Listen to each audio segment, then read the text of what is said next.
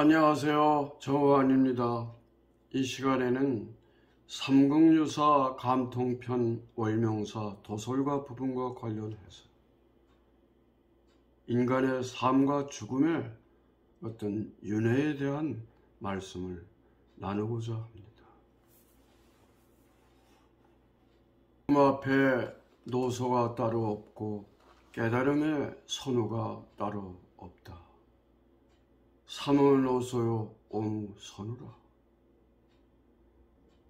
신라 제35대 경도왕 무렵이었습니다.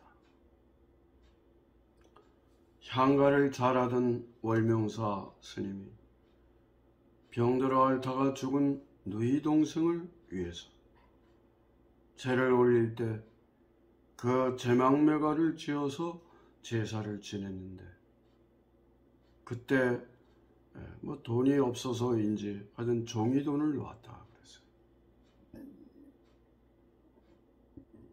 근데 문득 바람이 불어서 그 종이돈을 날려가지고 서쪽 하늘로 날아가 버렸다.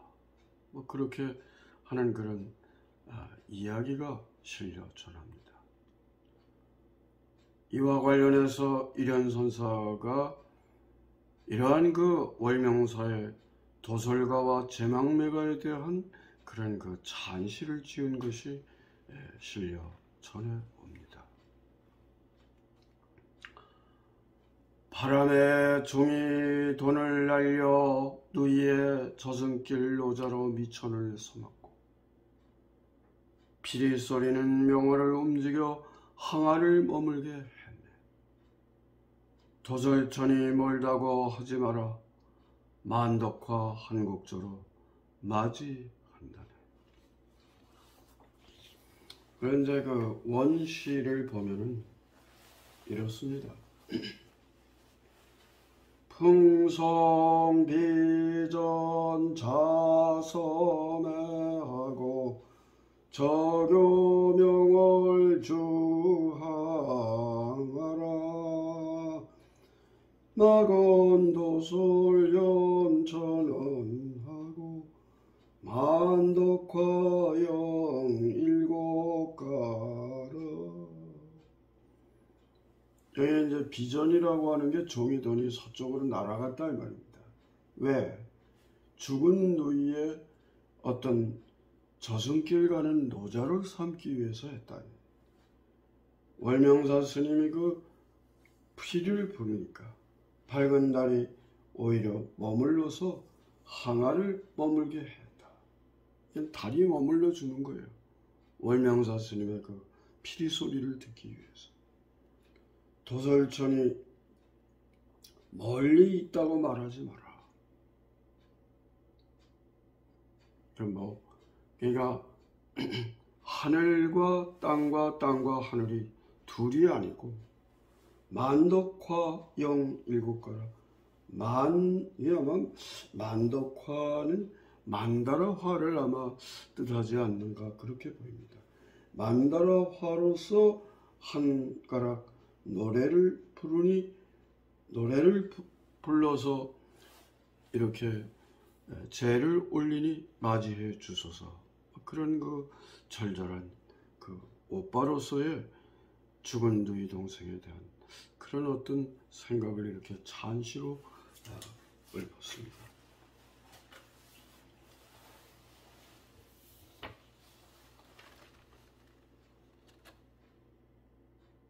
이 월명사 스님이 하나의 어떤 승려지만은 정말로 죽은 누이 동생에 대한 너무나 안타깝고 슬픈 그런 마음을 이런 그 향가로서 이렇게 인간적 고뇌를 숨김없이 솔직하게 이렇게 드러내는 서정시라고 볼 수가 있는 것이죠.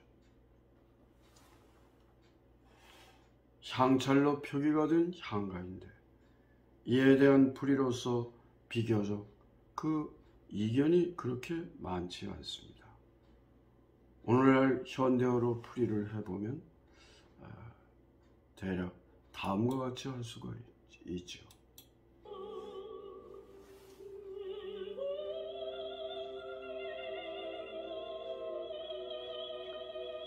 나고 죽는 윤회의 길은 여기 있음에 두려워하나 나는 간다고 말도 못다 이르고 갔는가.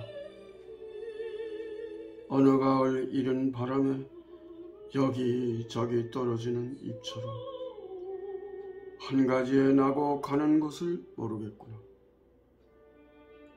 아미타브리시여 미타차례 만나기 위하여 돌을 닦아서 만날 날을 기다리겠노라.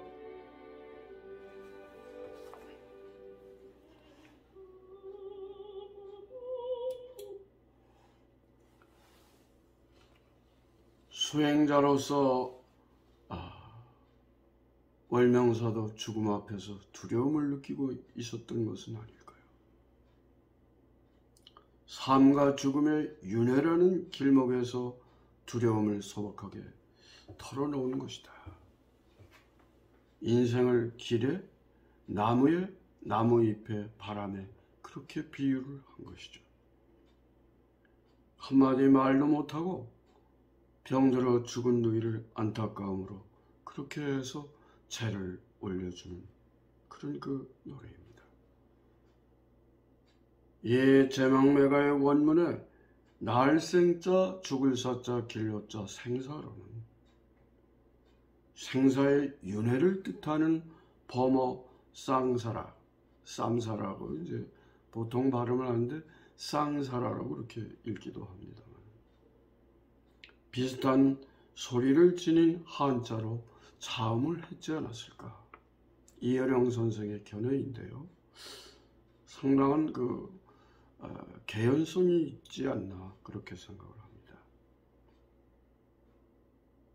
단적으로 이는 불교의 윤회 사상으로 그렇게 풀이할 수가 있을 것 같습니다. 위키백과의 그 영문으로 이렇게 풀이를 해놓은 것을 보면은 popular, it is the cycle of death and rebirth. 일반적으로 얘기를 하자면 죽음과 어떤 새로 태어남에 대한 어떤 주기, 어떤 그 순환으로 그렇게 볼 수가 있다는 얘기죠. 그러니까 내가 죽어서 나무가 될 수도 있고 풀이 될 수도 있고 짐승이 될 수도 있고 물이 될 수도 있고 별이 될 수도 있고 달이 될 수도 있는 것이죠. 거꾸로 나무가 죽어서 짐승이 될 수도 있고 사람이 될 수도 있고 별이 될 수도 있고 달이 될 수도 있다.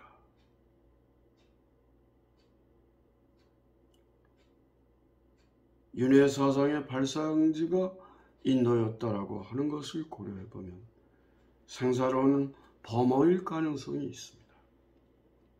같은 제망매가에서 아미탑을 미타찰이 나오지 않습니까? 이 미타찰도 범어인 산스크리트 말이죠. 고대 인도를 산스크리트어라고 하지 않습니까?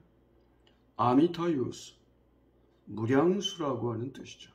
헤아릴 수 없는 목숨, 영생을 뜻합니다.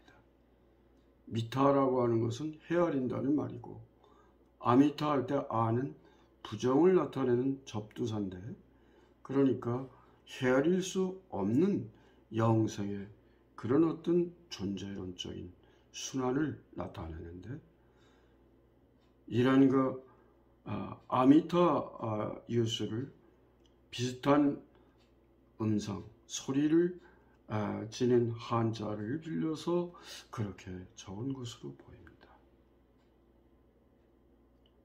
월명사 스님이 향가를 잘했다고 했는데 향가도 또한 산스크리트 말인 샹카, 악기 이름이기도 하고 음악 이름이기도 합니다. 비슈누 신을 찬양하는 그런 어떤 불찬가와 같은 그런 의미로 쓰인 것이죠. 그것이 중국어로 와서 향가, 중국말로도 샹꺼라고 합니다. 우리는 오나라 시대, 적어도 오나라 이전의 한자음이 그대로 남아있는데 그것이 아직도 우리는 향가라고 그렇게 부르는 것이죠. 이게 범은 샹카에서 그 유래를, 어원을 찾을 수 있지 않나. 또 월명사가 지었다라고 하는 도솔가를 보면 그 도솔가의 도솔도 하나의 그 33천 중에 하늘의 한 부분에 해당하는 두시다라고 하는 범어를 그렇게 한자로 적은 것이죠. 도솔은 이제 중국어를 읽으면 뚜스라고 해요. 리을 발음이 안 되거든요. 뚜스, 뚜시. 열렬한다는 말을 르 그러잖아요. 마찬가지입니다. 한자의 차용어이죠. 여기 나오는 이른 바람이라든가 이런 어떤 나뭇잎이라든가 이런 것들은 삶의 어떤 무상한 인생의 어떤 예로서 그렇게 은유를 한 것인데 죽은 누이 동생의 일은 너무 일찍 죽은 병사한 그런 죽음을 안타까워하는 그런 이야기죠.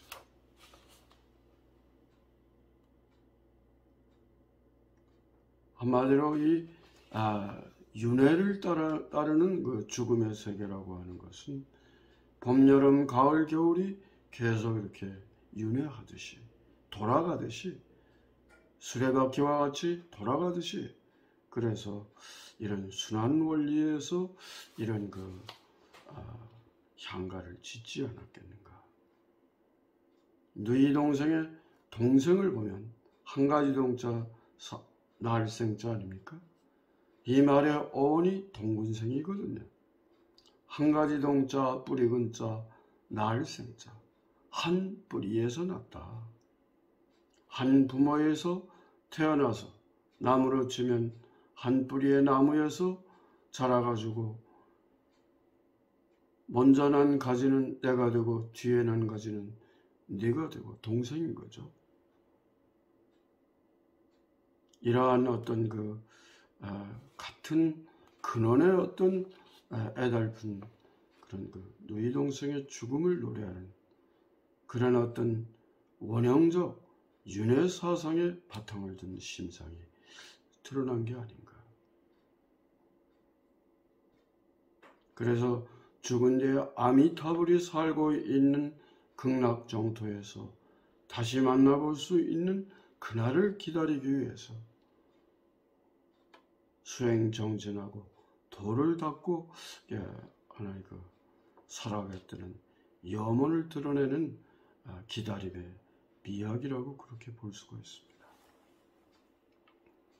월명사 스님은 끊임없이 사천왕사에 머물면서 때때로 피리를 잘 불었다. 아까 그 찬시에서 피리적자가 나왔잖아요. 조교명을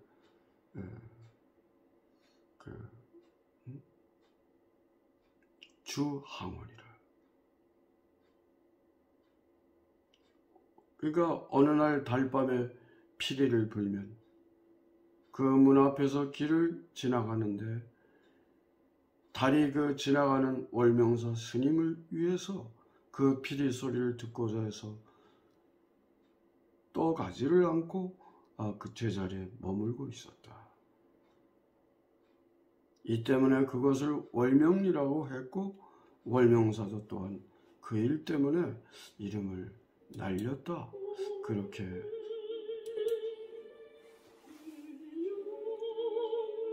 유추할 수가 있는 것이죠.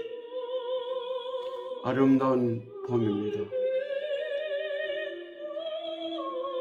건강하고 행복하세요.